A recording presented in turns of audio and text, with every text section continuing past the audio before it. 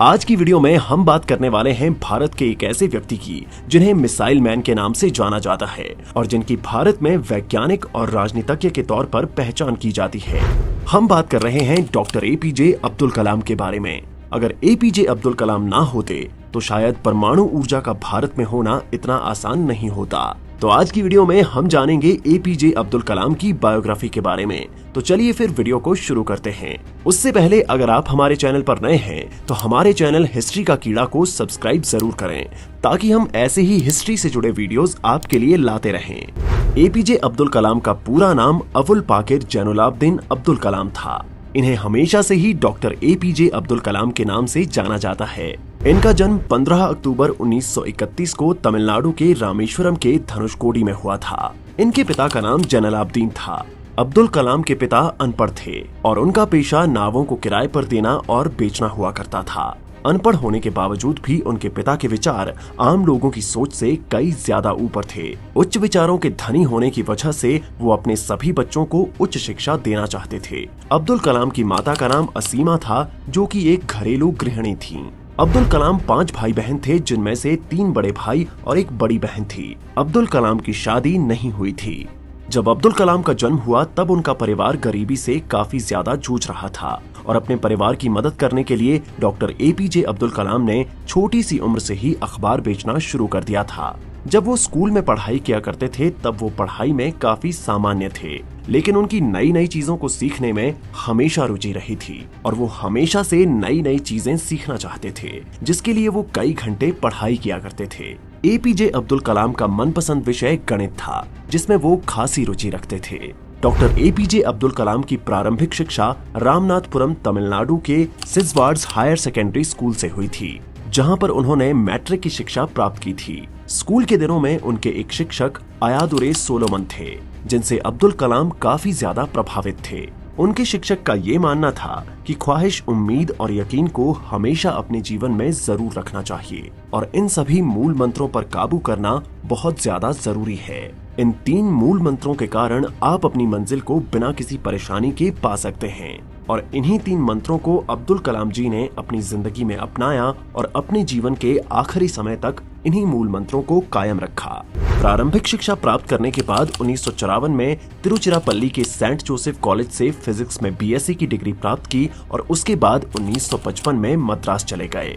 APJ Abdul Kalam का सपना था कि वो एयरफोर्स में जाएं और एक फाइटर पायलट बने, जिसके लिए उन्होंने institute of technology in aerospace engineering में शिक्षा ग्रहण की, लेकिन उन्हें 9वां स्थान मिला और जबकि आईएएफ ने 8 परिणाम घोषित किया, जिसकी वजह से वो सफल नहीं हो पाए। ग्रेजुएशन कंप्लीट करने के बाद डॉक्टर एपीजे अब्दुल कलाम ने एक प्रोजेक्ट पर काम करना शुरू किया और उस प्रोजेक्ट के इंचार्ज ने अब्दुल कलाम को रॉकेट के मॉडल बनाने का काम दिया और रॉकेट के मॉडल बनाने के लिए सिर्फ 3 दिन दिए और कहा कि ये प्रोजेक्ट तुम्हें 3 दिनों में पूरा करना होगा और अगर ये मॉडल ना बन पाया तो उनकी स्कॉलरशिप रद्द कर दी जाएगी। तो फिर क्या था, अब्दुल कलाम जी ने न दिन देखा न रात देखी और मेहनत करनी शुरू कर दी और मात्र 24 घंटे के अंदर ही अपने टारगेट को कंप्लीट करके रॉकेट का मॉडल तैयार कर दिया और अपने प्रोजेक्ट इंचार्ज को सरप्राइज कर दिया। उसे बिल्कुल भी विश्वास नहीं हुआ कि ये मॉडल इतनी जल्दी तैयार हो सकता है।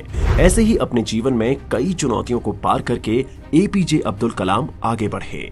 अपनी ग्रेजुएशन के बाद अब्दुल कलाम जी ने defence research and development organisation को वैज्ञानिक के तौर पर ज्वाइन किया और प्रसिद्ध वैज्ञानिक विक्रम साराभाई के साथ काम भी किया। सन 1969 में डॉक्टर एपीजे अब्दुल कलाम ने इंडियन स्पेस रिसर्च ऑर्गेनाइजेशन यानी कि इसरो को भी ज्वाइन किया। वहां पर उन्होंने प्रोजेक्ट डायरेक्टर के रूप में काम किया। उन्हीं के समय में सन 1980 में भारत का फर्स्ट सैटेलाइट रोहिणी भी पृथ्वी की कक्षा में स्थापित किया गया। इसरो में काम करके एपीजे अब्दुल कलाम को लगा कि जिस उद्देश्य के लिए वो जी रहे थे उनका वो उद्देश्य पूरा होने लगा है। सन 1969 में तो एपीजे अब्दुल कलाम ने इसरो को ज्वाइन किया, लेकिन उससे पहले सन 1963-1964 में अब्दुल कलाम ने अमेरिकी संगठन नासा में भी दौरा किया था। एपीजे अब्दुल कलाम का परमाणु परीक्षण में भी काफी योगदान रहा है। जब परमाणु वैज्ञानिक राजा रमन्ना ने पहला परमाणु परीक्षण किया था, उसमें परमाणु परीक्षण के लिए एपीजे अब्दुल कलाम को भी बुलाया गया था। और वहीं जब 1970-1980 के दशक में भी डॉक्टर अब्दुल कलाम अपने कार्य की सफलता के कारण देश में प्रसिद्ध वैज्ञानिक बन गए थे और उनकी रेपुटेशन बढ़ने लगी थी। जिस वजह से उस समय की प्रधानमंत्री श्रीमती इंदिरा गांधी ने अपने कैबिनेट को मंजूरी के बिना ही कुछ गुप्त कार्यों के लिए डॉक्टर एपीजे अब्दुल कलाम को अनुमति दे दी थी। उसी के बाद से डॉक्टर एपीजे अब्दुल कलाम का राष्ट्रपति बनने का सफर शुरू हुआ। उनकी सफलता और उपलब्धियों के कारण राजनीतिक जनतांत्रिक गठबंधन एनडीए की सरकार ने डॉक्टर एपीजे अब्दुल कलाम को राष्ट्रपति उम्मीदवार के लिए चुना और उन्होंने अपने प्रतिद्वंदी लक्ष्मी सहगल को भारी मतों से हराया और 25 जुलाई 2002 को भारत के 11वें राष्ट्रपति के रूप में शपथ ली। डॉक्टर एपीजे अब्दुल कलाम को भारत रत्न का पुरस्कार भी मिल चुका है और ये उन्हें राष्ट्रपति बनने से पहले ही मिल चुका था। अब्दुल कलाम से पहले 2 और राष्ट्रपति थे, डॉक्टर जाकिर हुसैन और डॉक्टर राधाकृष्णन, जिन्हें भारत रत्न का पुरस्कार मिल चुका है। जब डॉक्टर एपीजे अब्दुल कलाम का राष्ट्रपति कार्यकाल समाप्त हो गया और उसके दायित्व से मुक्ति हो गई, तो उसके बाद उन्होंने कई शैक्षणिक संस्थाओं में ऑनररी फेलो और विजिटिंग प्रोफेसर बन गए थे। उन्होंने बनारस हिंदू यूनिवर्सिटी जैसी जानी मानी यूनिवर्सिटी में भी इंफॉर्मेशन टेक्नोलॉजी में कार्य किया। डॉक्टर एपीजे अब्दुल कलाम हमेशा से ही देश के युवाओं के लिए इंस्पिरेशन रहे हैं और उन्होंने हमेशा से युवाओं के भविष्य को बेहतर बनाने के लिए कई तरह के प्रयास किए हैं। उनका हमेशा उद्देश्य रहा था कि भारत को भ्रष्टाचार से मुक्त करें।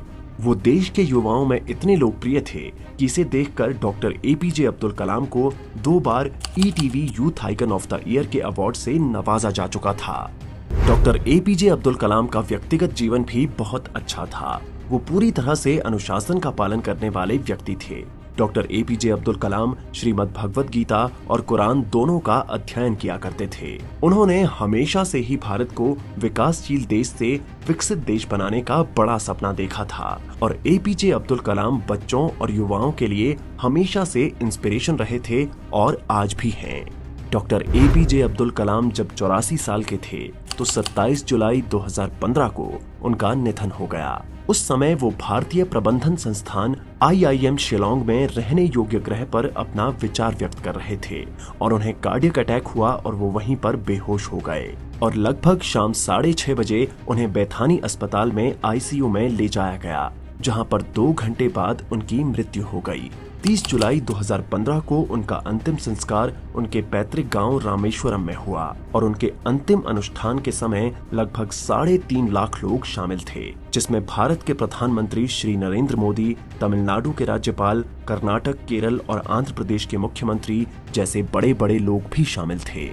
डॉक्टर एपीजे अब्दुल कलाम को उनके जीवन में कई पुरस्कारों से सम्मानित किया गया है, जिसमें भारत रत्न को मिलाकर 17 पुरस्कार शामिल हैं। इसी के साथ अब्दुल कलाम जी ने अपने विचारों को अपनी लिखी गई किताबों में डाला है, जैसे India 2020, a vision for the new millennium, my journey, ignited mind, unleashing the power within India, और इन पुस्तकों को विदेशी भाषाओं और भारत की अन्य भाषाओं में अनुवादित किया जा चुका है। आप इन पुस्तकों के जरिए उनके विचारों को जान सकते हैं। 2011 में एक फिल्म भी आई थी जिसका नाम था आई एम कलाम, जिसमें एक गरीब लड़का है जिसके मन में कलाम के लिए सकारात्मक विचारों को चित्रित किया गया है। उनके सम्मान में वो लड़का अपना नाम कलाम रख लेता है और बेहद ही खूबसूरती से इसे दिखाया गया है। आप ये मूवी भी देख सकते हैं। तो दोस्तों, ये था डॉक्टर एपीजे अब्दुल कलाम जी का जीवन परिचय। आपको ये वीडियो कैसी लगी हमें कमेंट करके जरूर बताएं और ऐसे ही हिस्ट्री से जुड़े वीडियोस के लिए हमारे चैनल को सब्सक्राइब करना मत भूलें। मिलते हैं अगली वीडियो में, तब तक के लिए थैंक्स फॉर वॉचिंग।